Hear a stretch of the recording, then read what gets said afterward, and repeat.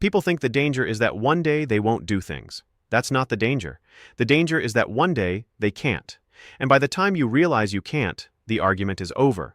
There is no motivation speech for can't. There is no willpower for can't. There is no comeback from can't.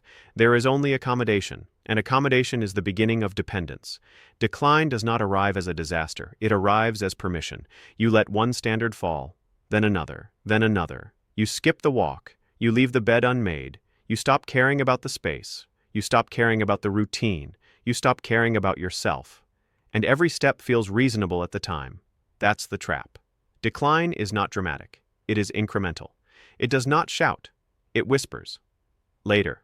Tomorrow. Not today. At your age, what's the point? And that is how it wins. The military understood this long before psychologists did.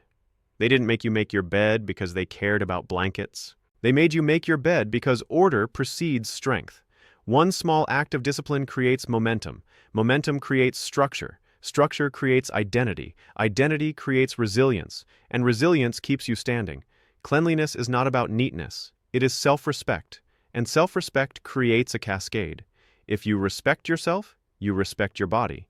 If you respect your body, you respect your health. If you respect your health, you respect your life. And life is the most valuable thing you own. Not money, not property, not status. Life. And yet, it's the asset people protect the least. Your standards are instructions to your biology. Raise them, and the system invests. Lower them, and the system conserves. Conservation looks like aging. Investment looks like vitality.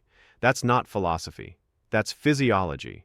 This is the law nobody escapes. Ability is not permanent. Capacity is not guaranteed. Options are perishable. People live as if strength is stored for later. It is not.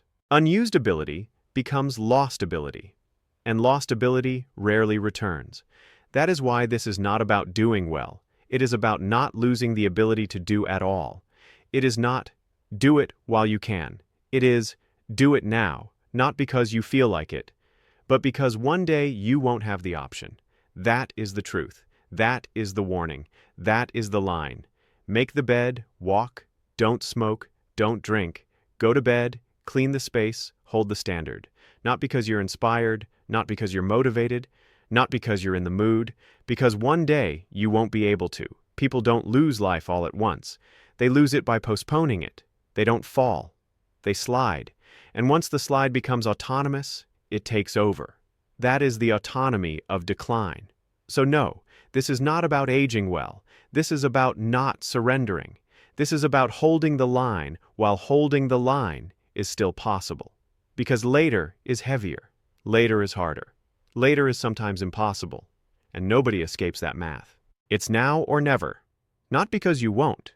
Because one day you can't. And when that day comes, no speech will save you. Only what you built before it arrived. It's now or never. Not because you won't, because one day you can't. And when that day comes, no speech will save you. Only what you built before it arrived. Please like, share, and subscribe so others can get this important information.